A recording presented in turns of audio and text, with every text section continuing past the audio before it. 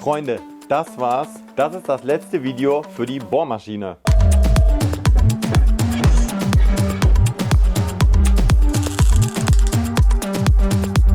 Zieht euch die anderen Teile rein, wir haben schon sehr viel geschafft und jetzt machen wir endlich das allerletzte, das Drehkreuz. Im letzten Video haben wir bereits diese Griffe hergestellt, die sollen natürlich jetzt irgendwie hier dran. Dafür habe ich noch dieses Stück Restmaterial, das ist ein Reststück von der Bohrmaschinensäule hier. Da muss jetzt ein fettes Loch rein, ich bohre mal vor mit so einem 20 mm Bohrer hier und dann drehe ich den Rest auf.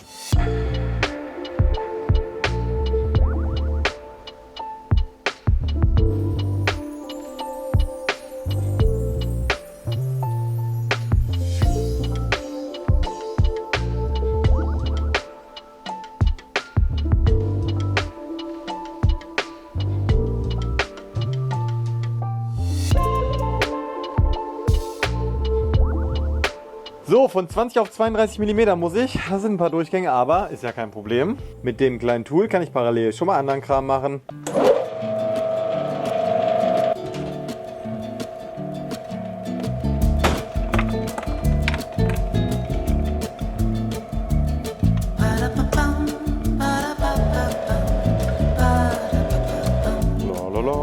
Oh, hey Dino, hey, was geht? Schon abonniert den Channel? Ja klar! Juhu, juhu!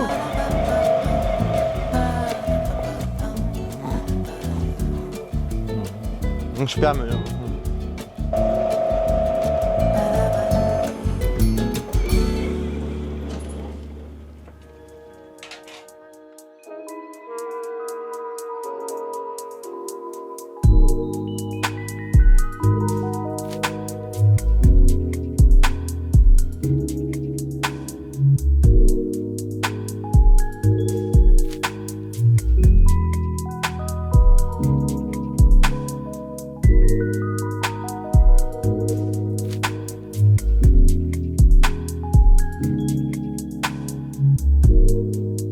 Hey Leute, guck mal hier. Bohrfutteraufnahme. Zero. 90 Grad gedreht zu dem Werkstück. Alter, was geht? Das ist so befriedigend zu wissen, dass was gerade ist. Wenn es dann schief ist, weiß ich wenigstens, dass es an mir liegt, nicht an der Maschine.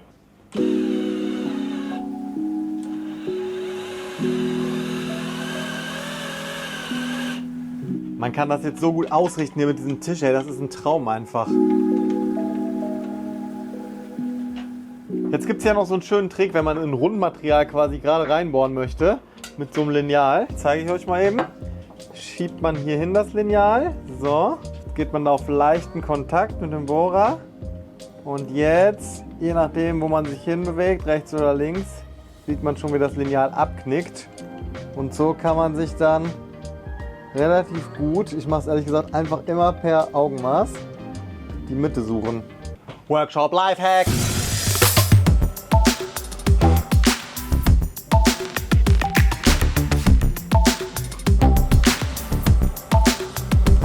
Das erste Loch ist fertig, da kommt später dann so eine Madenschraube für die Befestigung rein. Damit es so ein bisschen komplizierter wird, möchte ich nicht, dass die Griffe hinter gerade sind, sondern leicht schräg. Das heißt, ich muss den Winkel von diesem ganzen Teil einstellen können. Zeit für eine Vorrichtung. Hier unten in diesem Chaos ist noch mein alter Wagenheber vom Frästisch, den ich früher mal gebaut habe, beziehungsweise Fräslift. Den baue ich jetzt aus.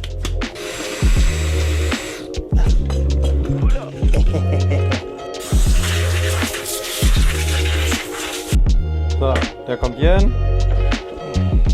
Stück Siebdruck. Kommt hier hin. Prinzip ist klar. Das ist jetzt nur noch ein Geil und fertig.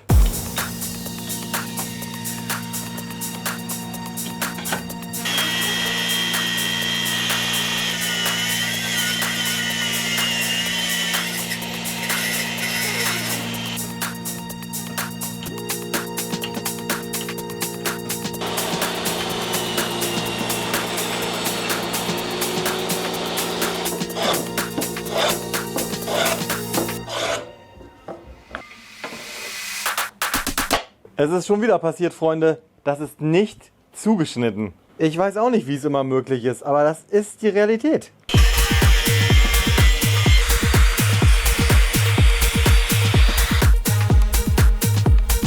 Es gibt gibt immer wieder Leute, die fragen, was ist das denn für komische Bohrer hier mit solchen Spitzen?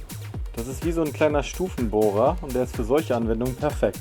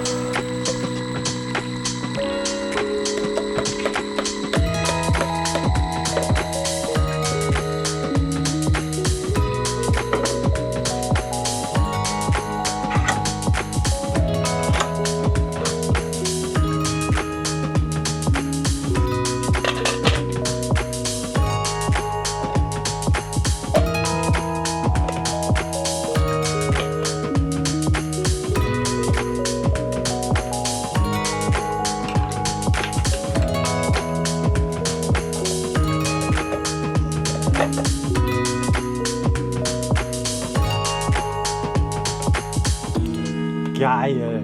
Ist das geil. So Leute. Zack.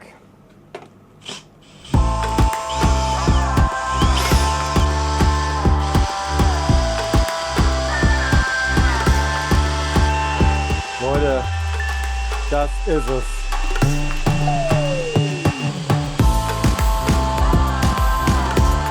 So, 16 Grad.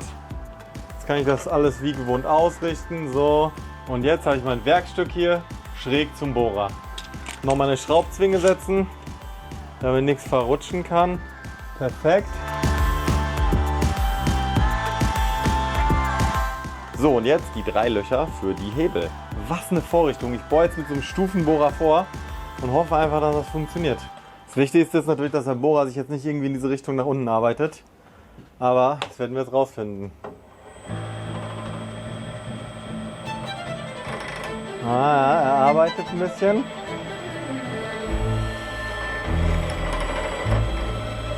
Hier hat er so einen kleinen Verzug. Jetzt korrigiere ich nochmal alles gerade. Alles neu eingestellt. Jetzt muss es perfekt passen.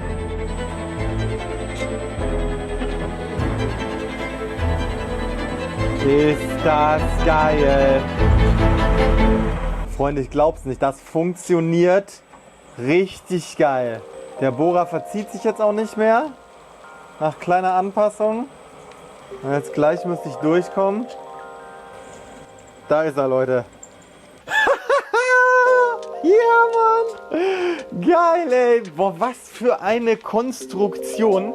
Alles nur, um schräg in irgendwie so ein Stück Stahl zu bohren. Aber ich hätte jetzt nicht gewusst, wie ich es einfacher machen kann. Klar, mit der Hand, irgendwie Akkuschrauber. Aber ich wollte es halt relativ genau haben. Erstes Loch fertig, es fehlen noch 3. Das Coole, ich habe das Teil ja in diesem Teilapparat eingespannt. Und das Ding hat hier so eine Scheibe. Und das ist die Anleitung dazu. Und da gibt es eine Liste. Ich möchte durch 3 teilen, also 120 Grad, brauche dafür 13 Umdrehungen. Und bei einer 38er Scheibe 13 Punkte, beziehungsweise 13 Löcher. Und wenn ich mich nicht verzähle, dann müssen wir perfekt mit 120 Grad, also immer mit dem gleichen Lochabstand rauskommen am Ende. Ich habe mir jetzt hier meinen Pin markiert und jetzt mache ich 1, 2, 13 Umdrehungen. Zack, und jetzt noch 1, 2, 3, 4, 5, 6, 7, 8, 9 Punkte. Da klicke ich ihn jetzt ein. Das ist so cool einfach. Ey Leute, ich wette, es gibt eine tausendfach einfachere Lösung, aber Das kann ich jetzt immer wieder verwenden für solche Fälle. Jetzt noch Gewinde reinschneiden.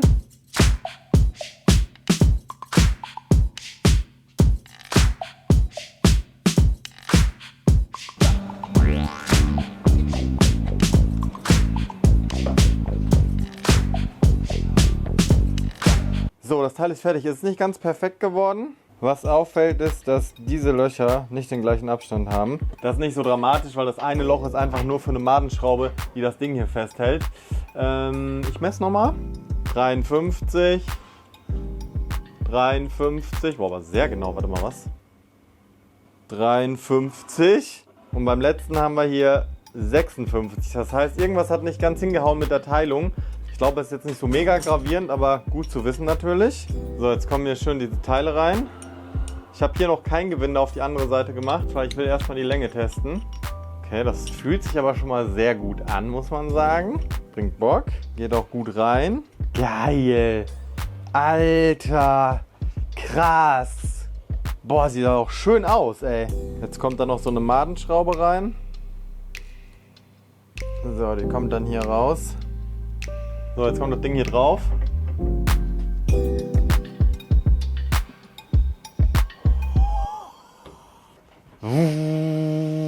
Man muss natürlich beachten jetzt, wenn hier ein Bohrer drin ist, man hier etwas langes Material hat, dass man dann nicht gegenstößt, aber das tut's nicht. Dementsprechend schneide ich jetzt hier Gewinde erstmal rein und dann sind wir fertig.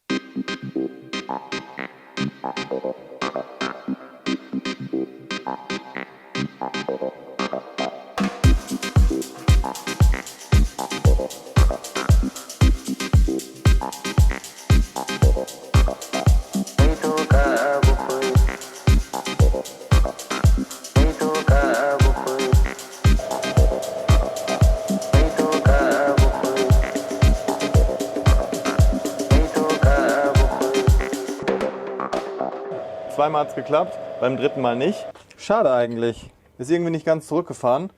Weiß jetzt auch nicht, was das Problem war. Aber ich will euch nichts verheimlichen, Freunde. Hier rechts, da der ist ein bisschen in Fritte. Aber um eine Kugel drauf zu schrauben, wird das wohl reichen.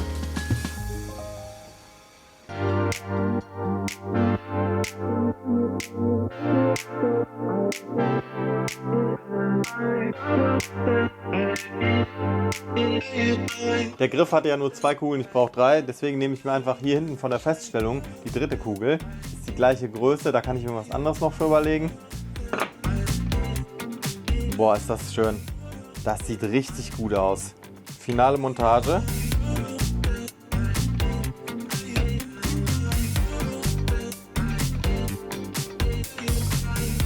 Freunde, das ist es. Sieht ja wohl fast aus wie gekauft. Es gibt natürlich jetzt so ein paar Kleinigkeiten, wie dass der Winkel einfach nicht perfekt ist. Aber wenn man es jetzt mal auf den Tisch legt, wenn man jetzt mal hier misst, sind wir hier bei 88,8, 88,7. Also wir sind ziemlich nah dran. So, jetzt die Montage. Ich bin so gespannt.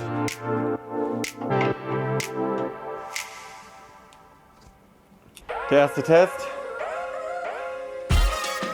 Boah, es fühlt sich so gut an. Alter. Krass, okay, also wenn ich jetzt 8 cm mit einmal ausnutzen muss, kann ich hier hinten greifen, einmal rüberziehen, muss nicht umgreifen. Ey, 1000-mal besser als dieses schlabbrige Ding vorher. Guckt mal, Freunde, was ich noch in meiner Krambox gefunden habe. Eine etwas kleinere Kugel. Die ist ein bisschen kleiner als die Kugeln hier, aber das ist für den hinteren Griffer hier völlig egal. Zack. Fertig. Geil. Ich kann es noch nicht glauben, Freunde, aber das Ding ist fertig. Das Projekt ist geschafft.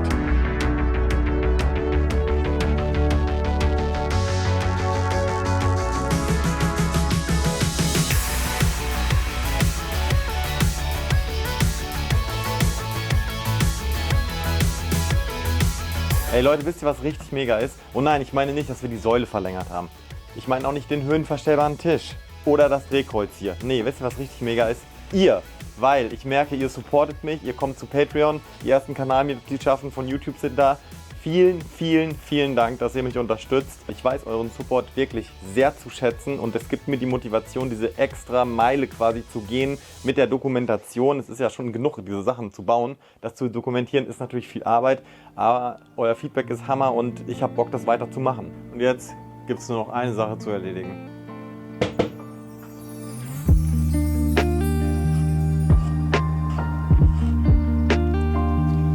Freunde, ich habe so viel Zeit in diese Maschine gesteckt und sie ist bei weitem noch nicht perfekt. Hier ist mal ein Gewinde kaputt, die Winkel passen nicht, der Motor ist ein bisschen schwach, muss ich manchmal ein bisschen unterstützen. Aber ey, es ist fertig. Deswegen, Freunde, hier noch ein kleiner Reminder. Lasst euch von eurem Perfektionismus nicht den Tag versauen. Done is better than perfect.